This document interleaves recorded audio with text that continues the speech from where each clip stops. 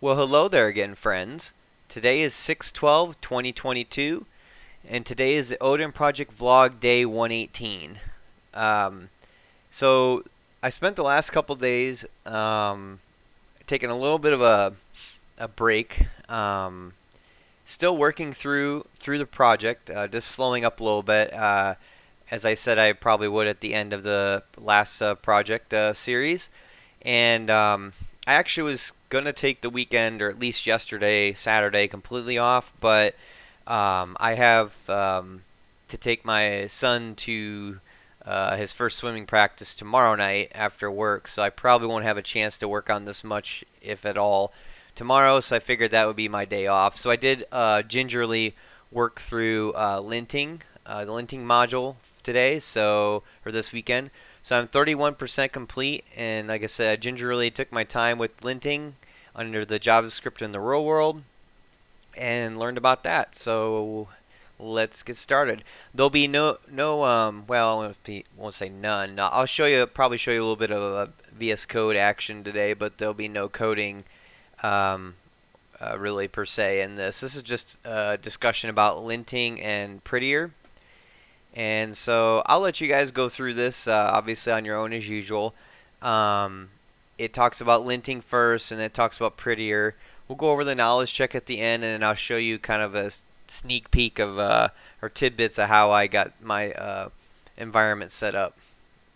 So we'll start out with what is linting. So it takes you out to this this article. This guy's super sarcastic. As you can see, WTF is JavaScript linting. I mean, he's got a personality, which is kind of cool. It's interesting to read for sure.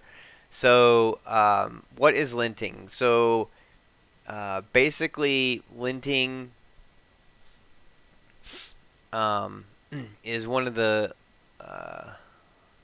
least talked about but most essential tools as a front end developer. Um, and basically means, paraphrasing his words, is running a very basic code quality tool which will look at your JavaScript and tell you where and how to clean it up. So in other words, it's something you can automatically find. Excuse me. In some other words, it's something that can automatically find the dumb mistakes we all make, so that you can fix them without thinking. Excuse me. It'll make your code break less and prevent some very confusing problems. And so basically that's what it does. So like for instance, there through the configuration you'll learn when you go through, because Odin will have you actually set up ESLint, which is one of the more popular ones. There's a lot of configuration to set up, a little bit of troubleshooting. I ran some errors. I won't cover them for the brevity of this video, but be ready to start Googling your errors if you find any, come across any, because they run a different environment for NPM and Node than as far as the versioning than what we're running. We're a little older, but I contemplated upgrading, but I decided against it because went back and read some of the old articles from the original Node install from Oden, and they were very specific on that particular LTS version for long-term support, and that it guaranteed that it would work for all the modules that they have you install through the project. So I just kept with that, and so I think that's why I came across a few, not many, just a couple issues here and there that I had to troubleshoot through because I wasn't using the latest version of, like I said, Node and NPN, NPX, NPM, that sort of thing. You may run into that as well. You may take it upon yourself to upgrade, and that's totally up to you. Sorry, I tangented a little bit there, but essentially, that's linting. Is like, so if you forgot a semicolon after a statement or something like that, it would fix it automatically without you thinking. But you got to set that rule up, and the documentation walks you through all that. You have to set it up through a package JSON file and I think it's called ESLint file. It's basically the rules section of it. You can set it up with, do all kinds of different rules and stuff, but The out-of-the-box setup they'll have you install is the Airbnb one. Yeah, so I'm tangenting off that. But basically, linting allows that structural difference. So, and also if you call a variable that isn't used, it'll once you have the extension installed in the browser as well, it'll highlight it or underlight it with a different color, and you can hover over for a to see why it's barking at you and to try to fix it. And if you just hit save on the file and save it automatically, or save it, it'll try to fix it automatically if it can. If it can't fix it, it'll leave the error there, and you'll have to troubleshoot the syntax error. But that's essentially what that does. And then it takes you right back out to this article again. For the second question, what problems can linting prevent? It can prevent certain types of bugs, including catastrophic ones. It saves you time, makes your code better. It's easy. It'll get you laid more. I don't know. Like I said, he's kind of a funny writer. It's an interesting to read, but linting tools issue warnings about certain types of code smells that can lead to common problems. Some are quite major, and then he lists the problems here. Works in dev, breaks in prod. Again, I won't go over this whole article, but there's can be scope conflicts, many more. Linting your JS can prevent potential cross-site scripting security holes, readability problems, etc. Like I was just telling you about readability, missing a semicolon, simple things like that, forgetting a bracket. Cool part is I didn't know it would do cross-site scripting. That's a big deal there. So that's a really cool problem that linting can help prevent. And that's basically answers that one. I don't want this video to go super long. So here's Prettier. So why should you use Prettier? That's going to link out to YouTube videos, so I won't click it. But basically, Prettier, I had to go through this a little bit because Prettier is very similar to linting in general. But Prettier is more, think of it as Prettier is more focused on the text itself and the structure. So like if you're missing an indentation because you have a function call and you didn't indent your first line of code inside your function call, once you hit save, if you set it up like that, it will automatically indent it for you. I don't know if I don't think it barks at you in the editor. You can set up there's also a Prettier extension in Vscode that you could set up and use, and they'll walk you through that too in the documentation.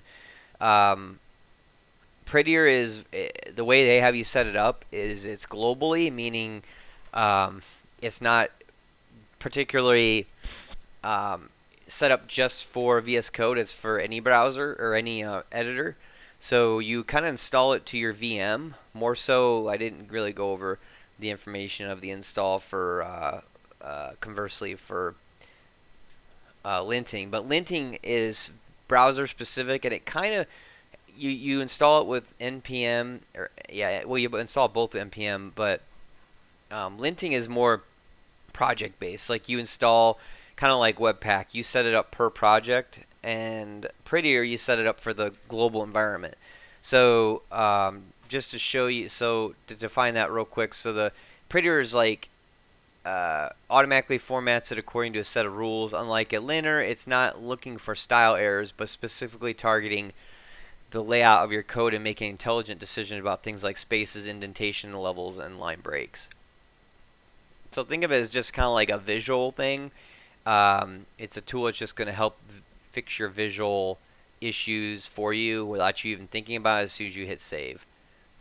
And then they have you go through some exercises. Here's that ESLint JSON files. This is ESLint RC. This is basically the linting config file that you won't type all this out. It's kind of like Webpack. Much of it, except for the rules, are auto-populated for you through the CLI when you install it and set it up. You answer a bunch of questions, and this gets outputted. The rules don't, though. So what I have is, and they have you go through this in the exercise or the tutorial. No console off. That means that for this instance, it will not alert you when you have console.log. So if I were to take that out, I would get alerted on console.log. See, I'll just show you real quick. If I just comment that out, save it. Now I have it console.log. See, there's a yellow underline underneath it, and if I hover over it, it says ESLint no console. So we know that that's coming from ESLint, and it says unexpected console statement. So basically, it's for people that are, probably getting ready to put something into production, and they want to remove all of their console logs from diagnostic purposes. They don't want them in there anymore, and that's why you would have that. But if you have this console or no dash console off, then it won't alert you. It will not alert you on that. Dang it! Sorry, guys.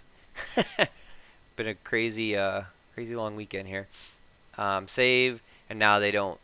Now it's not alerting.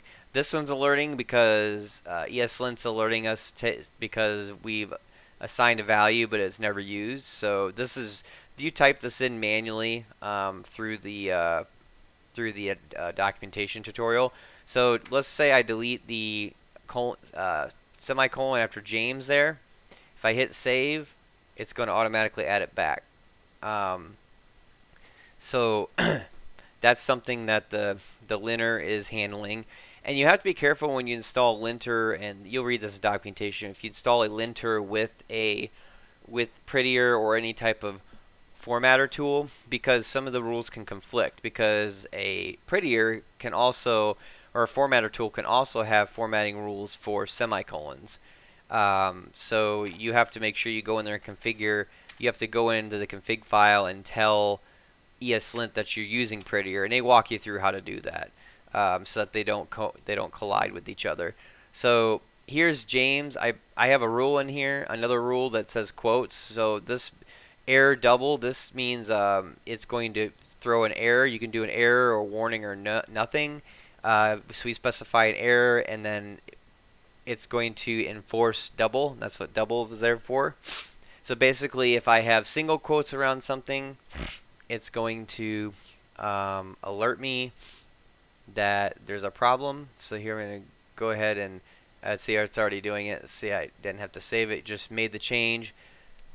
Strings must use double quotes. So if you watch, if I save this just at the single quote, it automatically changes it because we set it up like that to double quote, and it's looking for that rule right here. And so, but this is project specific. So if I go and because I only have ESLint installed on this test Vscode ESLint example, it's not going to be elsewhere. So if I go over here into, like, just for example, calculator script, and I take out a semicolon and I hit save, yeah, see, it's working. See, that's what I was going to tell you. When you install both, I don't know if that's coming from Prettier, which I think that is, or it's hard to tell if it's coming from Prettier or if it's coming from ESLint. So if you look down here, ESLint server is running, but remember, ESLint is specific to your project. Because if you look here, you'll see I have a whole bunch of errors. Actually, I don't right here. Oh yeah, config file not found. Okay, file will not be validated. Consider using ESLint. Okay, yeah. So you have to initialize it per project. So likely, what you just seen there with the colon, that's coming from Prettier. So if I go ahead and toggle this to turn Prettier off, if I delete this again and save it, if it doesn't save back, yep, and it doesn't. So that was coming from Prettier, so we know that was Prettier. So if I turn formatting back on for Prettier and save this again, it put it back there. Yeah, so there's a way to tell. And you set all this up, I won't go into great detail, but you set all this up through the documentation. And like I said, Prettier in particular will cause you a few problems in the command line when you're trying to do the installs and setup. So feel free, don't be afraid to Google if you're not finding it in the documentation, because I found myself doing that a little bit. So that's that, and that's pretty much it. So I don't want to get too wordy in here. Like I said, tomorrow I probably won't be uploading a video. We'll see if I have any time at all. Like I say, I gotta take my son to his first swimming lesson for the summer. So, but next time, whenever that'll be, we'll be going over dynamic user interface interactions and moving on from there. So, thanks for coming along the ride today, this afternoon. Please like, share, and subscribe for more content, and let me know in the comments section what you guys think of linting, and did you have any problems with your setup and install and configuration. So with all that said, till next time, see ya.